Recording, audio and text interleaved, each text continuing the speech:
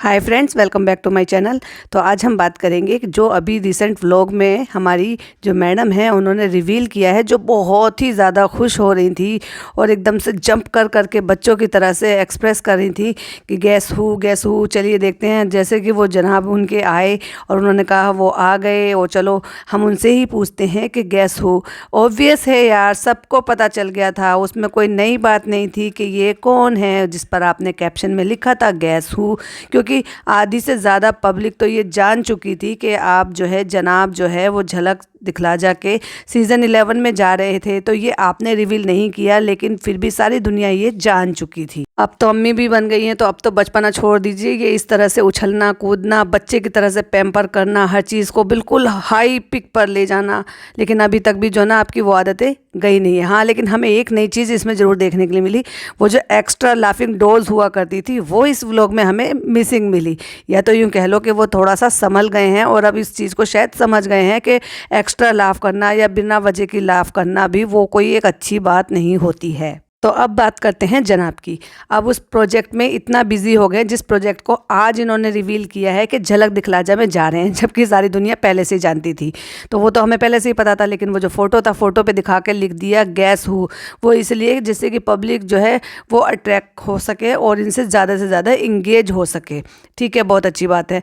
और ये प्रोजेक्ट जो है आपने जो अपनी टीम चेंज की है, या यूँ कह लीजिए अपनी जो मैनेजर चेंज किया है, उससे बहुत सारी चीज़ें चेंजेस आ रही हैं। अभी तो आपने जो है जब ये कहा था कि मैंने अपना पूरी प्रेगनेंसी का जो टाइम है वो मैं दीपी को नहीं दे पाया हूँ, अपनी मैडम को नहीं दे पाया हूँ, तो मैं चाहता हूँ कि जब मेरा बेबी इस दुनिया में आए तो मैं उसके साथ पूरा का पूरा टाइम दूँ और उसके हर एक एक मोमेंट को मैं इंजॉय करूँ और उसके साथ अपनी लाइफ को इंजॉय करूँ।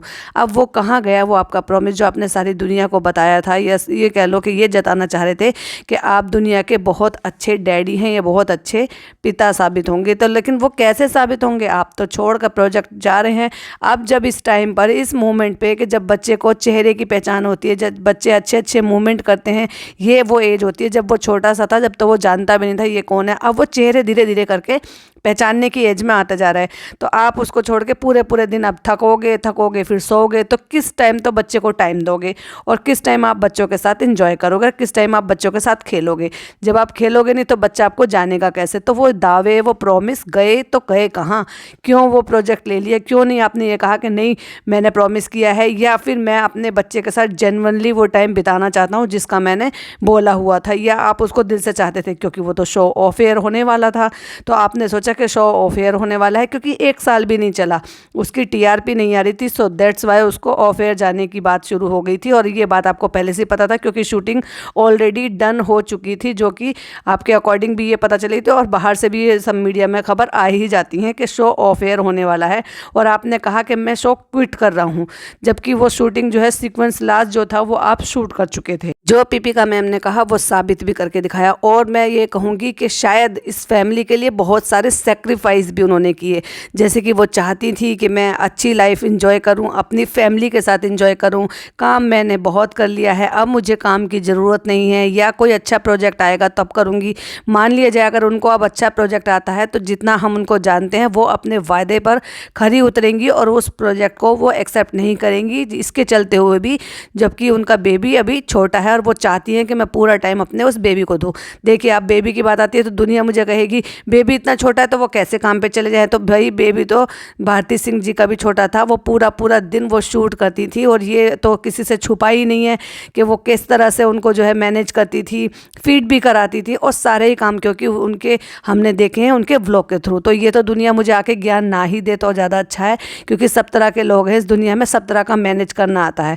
तो ये सारे सेक्रीफाइस जो है ये मैडम ही क्यों करें, ये जनाब क्यों नहीं करें? जनाब ने क्यों एक्सेप्ट किया? और क्या उनका जो वो प्रॉमिस था वो उनको याद नहीं रहा कि मैंने सारी दुनिया 30 लाख लोगों के सामने मैंने ये प्रॉमिस किया है कि मैं अपना आगे आने वाला जो वक्त है वो अपने बच्चे के साथ बिताना चाहता हूँ, अपनी वाइफ के साथ बिताना चाहता हूँ, उनके उस जो मोमेंट है लाइफ के उसको एंजॉय करना चाहता हूँ, और अब उसका पलते हुए बढ़ते हुए और उसके हर एक मोमेंट को एंजॉय करना चाहता हूँ। तो वो वादे कहाँ गए अब आपके? या यहाँ पर भी आदमी और औरत वाली बात आ जाती है कि आदमी कमाने के लिए जाता है तो उसको तो काम करना चाहिए, और मेरी नज़रों में तो आदमी और औरत दोनों ही बराबर है। अगर किसी को भी अच्छा प्रोजेक्ट मिल रहा है तो वाई नॉट, क्यों नहीं एक्सेप्ट किया जा सकता।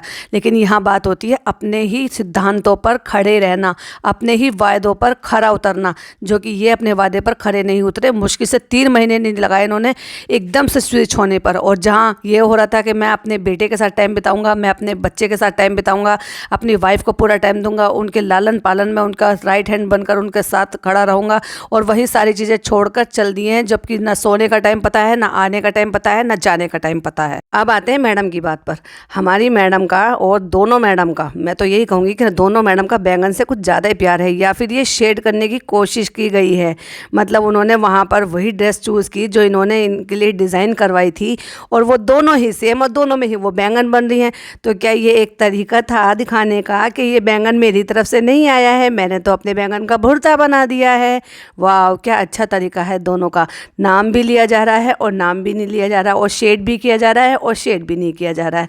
बहुत अच्छी तरीके से, एकदम हिडन तरीके से ये शेड किया गया है, या मैं यूँ कहूँ कि ये एक तरीके का टॉन्ट था क्या।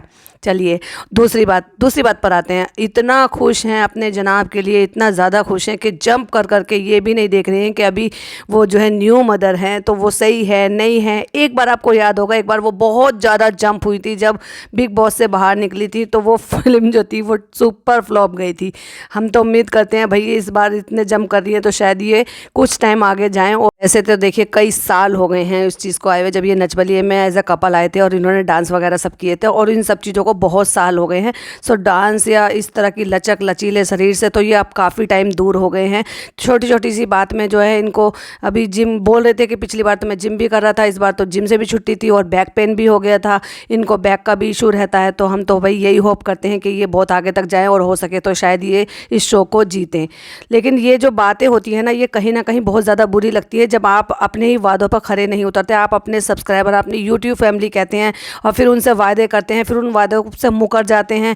या तो आप उन बातों को मत कहो जिससे आगे आने वाले वक्त का आपको पता ही नहीं है कि आने वाले वक्त में क्या होने वाला है, या हम अपनी बात को बदल कर क्या करने वाले हैं।